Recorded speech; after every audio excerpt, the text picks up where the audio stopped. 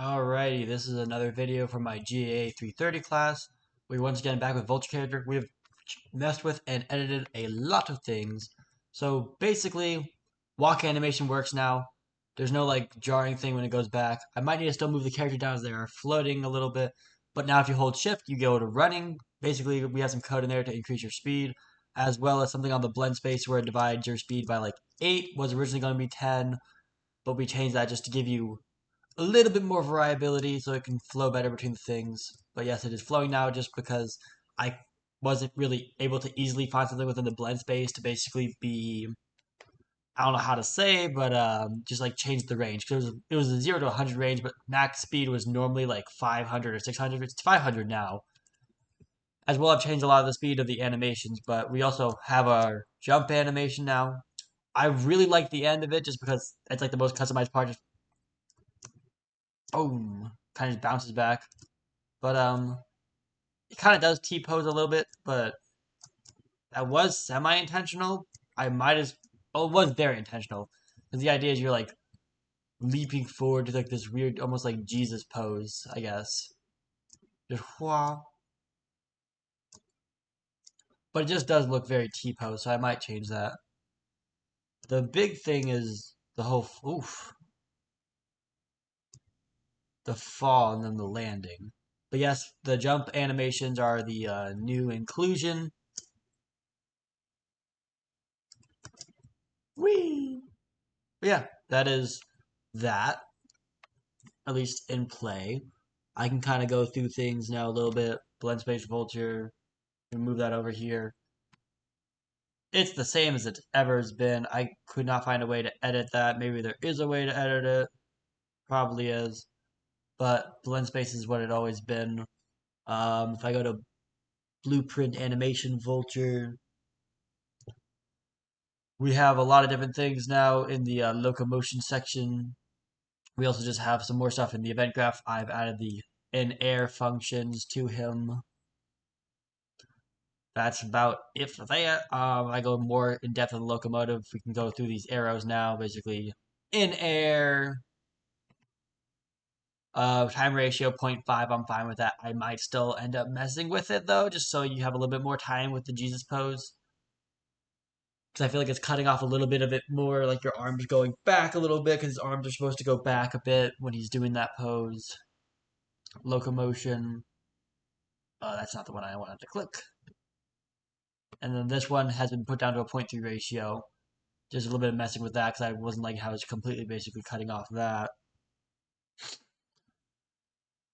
If I can, if I can open all three of these, that'd be awesome. Whatever, it's fine. Anywho, jump end. The big thing is we cut down the ratio of it, and we also just have it to a 1.2 times scale. So that's doing a lot of stuff. But the actual one that we end up using is this one, which is still at 1.2, but we changed it up, and this is the one that's currently being used in the blend space. We just kind of cut the frames a bit. Jump loop is this, and it's at a scale rate of 0.04, because I intentionally made this kind of in very few frames. Like, it is only a 10 frame animation, generally speaking. And then jump start is this, just which I think I want to maybe change that up a little bit, just the ratio, just so you get more of that kind of end where it does go into something else. Although I'll have to see how well it goes into things. And then I cleaned up some other stuff, like the run is still at a 1.0. I think I might change the walk. Let me find the walk. But the walk I've made to a 1.2 ratio, just so it goes through faster. That's at least everything for within Unreal. Slave selected. If I can find my folder, I can bring this over and open it up in Maya. And I'll be able to show pretty in depth in there what things are looking like. Though everything that was shown within that is already there. The loop part of it is just the whole loop section, but it's gonna look kind of tragic within Maya because I made it intentionally with that kind of multiplier setting that I know exists within Unreal to make it slow down. if I go, yeah, it's already at 70. So we just, once it all loads up, yep, boom, bada bada bada boom, and then this whole part. So it's all just one long animation, and then when I imported it, I just initially imported it all as one thing, duplicated it 3 times, and cut it around, but that wasn't really working for me. So instead, I end up importing it by range of time, which works.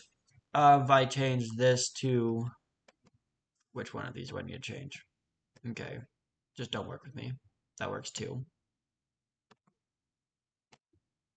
Alright, mine is being very laggy. Doesn't help that I'm trying to record with OBS at the same time, and it's a decently high poly model, I guess. Alright, we're going to want that to be at 30, this to be at 40, and we'll see if that plays just that range. This is kind of what the loop part is. It just gets slowed down majorly once it's actually in the thing. Stop. Drop this over so it's at 40, going to the end. And this is kind of the landing animation, just this whole giant going back. There's a lot of animation on the fingers, a lot of animation just overall on the body. A lot of things I didn't animate were the feet. I think I had some sections where I was planning to have the feet flapping around a bit more. And then this is everything except for the jump loop. This is the beginning.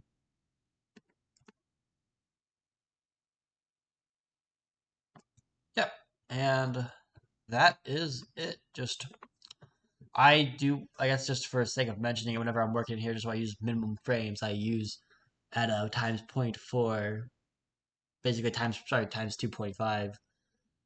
Well, times 0.2, times 0.25 for the playback stage, a quarter speed playback, and that's just how I'm able to get a lot of stuff in with less frames. At least that's my goal. But that is it for this video.